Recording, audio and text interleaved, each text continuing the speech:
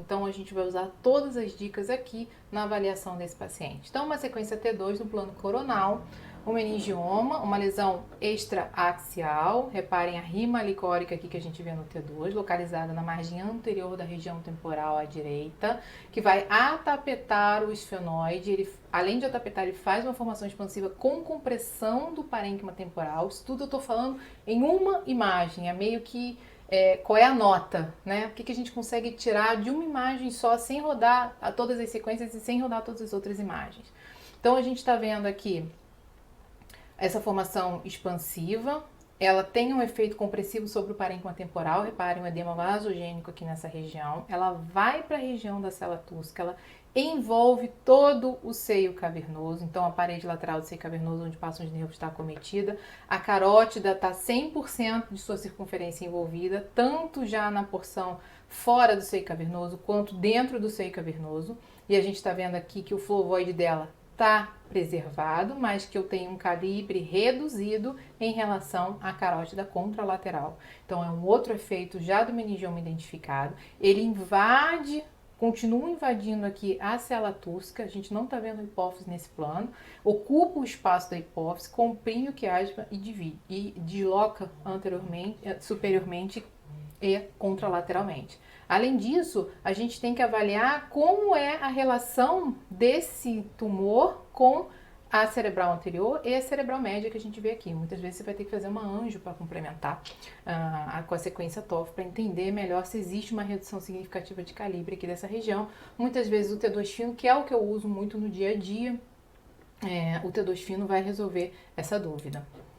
Então, o que a gente vê aqui, vindo mais anteriormente, a lesão tem um comprometimento já do seio esfenoidal desse lado, então ela invade aqui a célula túrcica, a gente não vê a hipófise já foi deslocada, pode estar comprimida aqui embaixo, tem um pouquinho aqui de haste hipofisária, ela pode ter ido lá para trás também, fica difícil da gente definir quem é a hipófise, e reparem como o tecido é extremamente semelhante ao parênquima cerebral. A gente não vê diferença. Se a gente não vê áreas de rima licórica, como a gente vê aqui, a gente tem que ver se há restrição de fusão associada para ver qual a dificuldade que vai ser de ressecção, por exemplo, dessa parte tecidual, se for optar por fazer a cirurgia. Então, continuando a análise desse caso, vamos olhar a sequência de difusão.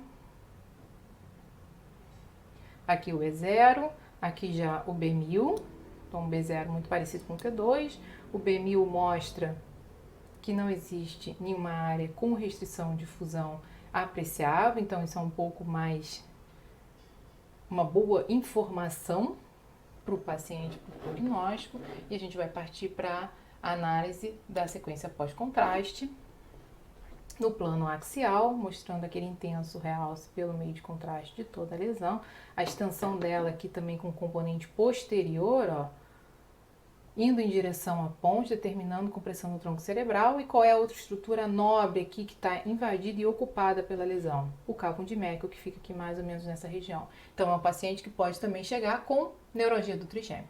Então, essa relação aqui, mais ou menos onde emerge o quinto par, que é aqui, também está completamente comprometida pela extensa lesão que está envolvendo toda essa região.